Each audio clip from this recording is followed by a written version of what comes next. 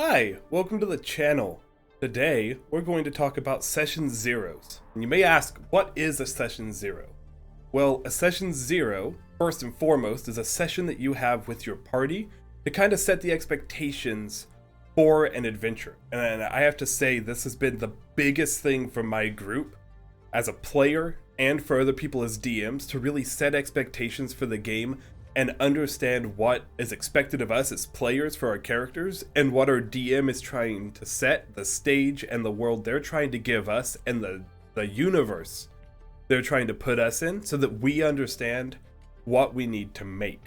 That's the goal of a session zero is like, sometimes have you ever made a character and the character just really doesn't fit the setting? Kind of like when I was talking about, what if you're bored of your D&D character in the last video and the character just doesn't fit and it's like, I'm not really enjoying it because it doesn't fit in the world that the game is set in. This is what a session zero is meant to help. It's meant to help alleviate that type of concern. That's the goal of a session zero, is make sure everyone gets along, make sure that the parties are all together and fit well, and make sure that when you get to session one, you're not figuring that stuff out, and instead you can focus on just getting together and having fun. So as a dungeon master, if you're giving your players a session zero, what should you be prepared for? Well, this is your chance to explain to the players what you want out of your game, so they can understand your expectations. What is the game's tone going to be? Is it going to be grimdark? Is it going to be high magic fantasy? Is it going to be Eberron style, Spelljammer, if they ever put that in 5th edition? Something like that. That's the expectation for the game. That's what your players should expect as the grand vision. And that's something that I think a lot of people miss. Because, you can make that funny, jokey character, and you can make it in a grim horror and it can work, but if you don't know you're playing grim horror, then sometimes it can be a little bit weird and come off a little strange. Alongside that, you can field questions from your players. So, for example, homebrew rules. We have some homebrew rules that we play with in our games, like our cardic inspiration, where instead of rolling inspiration, rolling 2d20s, we draw a card and the number on the card is a number we add to our roll. That's a homebrew rule that we use. Or maybe there's a certain race you're disallowing for whatever reason, or maybe you want to use custom lineages or you don't for whatever reason. There's so much choice in Dungeons and Dragons nowadays that really every game's going to be different just because of those choices, and that's crazy and that's awesome. Maybe you want everyone to look at Xanathar's, how did my character become a fighter or a paladin, or what was their backstory? Maybe you want them to look at that, and if there's some stuff that they're missing in their backstories, you want them to use those tables or pick stuff from those tables to figure out those pieces of their character.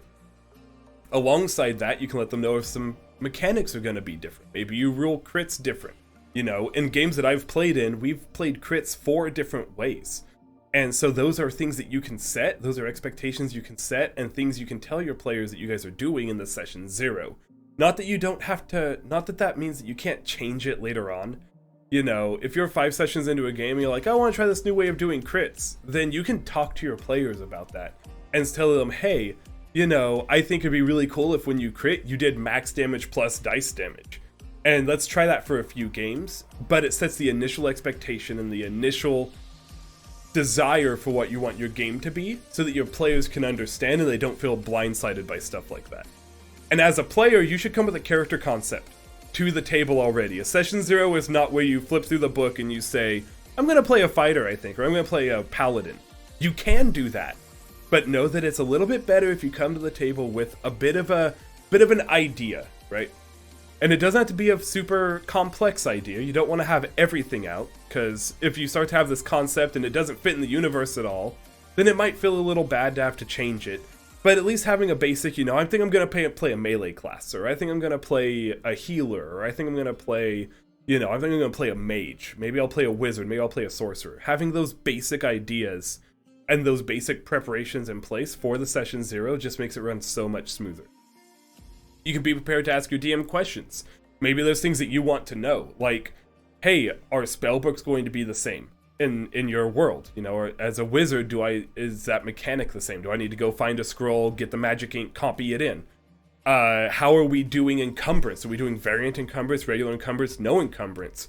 again, I play in games that do all three of those, and all three of them are different DMs. So that's all stuff that you can ask as a player. You could be prepared to fit your character into the vision. You know, maybe you're playing a character that, I don't know, they were a thief in like a large city and they got caught and now they're working for the guards and they got sent off with this mercenary group, which is the adventurers. But that doesn't really fit in that way in your DM's world. Maybe your DM doesn't have a giant city that you're starting in, but you can still make that thief that got captured work. You can just shift it and make your concept flow with the DM's universe and what they're planning on together to make a coherent story. And that's really a place for a session 0 to do that. Stuff like that, you know, that secret stuff that you don't really want your DM and your player, you know, the other players to know yet. That stuff you can kind of keep between you and the DM, maybe pull the DM aside for a little bit, maybe, you know, talk to them after the game and say, hey, I got some stuff that I want to talk to you about my character, some secrets. That stuff you don't have to talk about in session 0. That's fine. But it's really a place to set the baseline for what your character is, what their role in the party is going to be, and what your goals are as a character.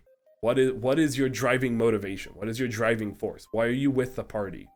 And you can be as outwardly expressive of that as you want to be to the rest of the party, but the session 0 is a place for you to tell your DM that.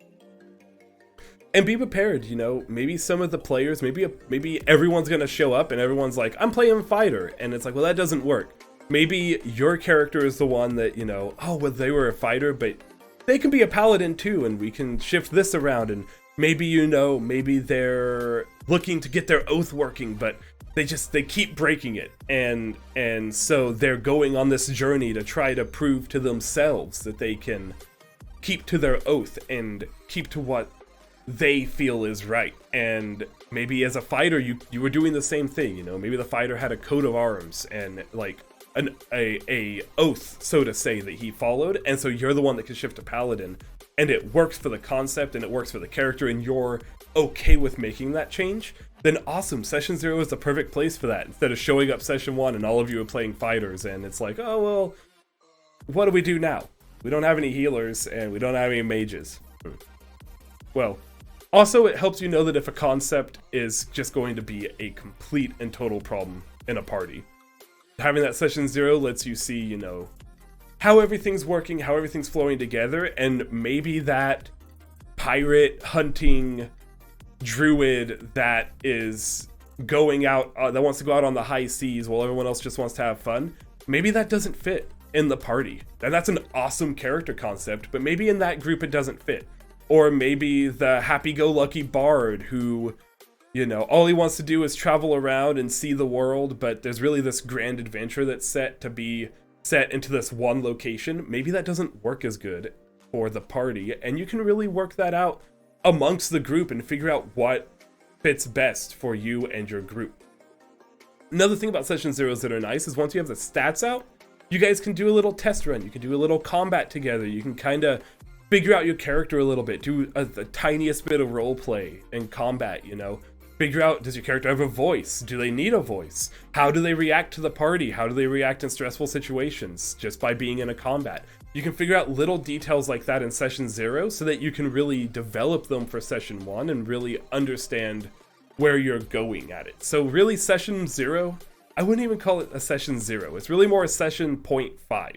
It's a place to come together, to work with your party and your DM, and to really make sure that session 1 can hit the ground running and that you guys are off to the races when it's time to really start your game. I can talk about this for a little bit longer, but I think I might do a more in-depth video on it later. This is more like a quick, this is what session 0 is, this is what you should expect. And if you guys want me to talk about it more and talk about my experience with session 0s, we've had a session 0-less game before where we all did our session 0 separately, and then when we came together, it just didn't work because none of us knew what everyone else was doing and nobody got along, and it was just a bad time, and half the party was different by the 10th game because everyone was leaving. So trust me, session 0s are important. The next game that we had with that DM, not one party member has left yet, outside of character death, which happens sometimes. So session zeros are important. Session zeros are a good time. If you want to hear more about like this little type of stuff, these ideas, these discussions about D&D concepts, please subscribe to the channel. Please like and comment. It means a lot. You know, I'm a small channel still, and any of that stuff just kind of puts me in the algorithm just a little bit, so I really appreciate it. If you want to watch me play video games and talk D&D, you can go over on Twitch to twitch.tv/thearcanearcade.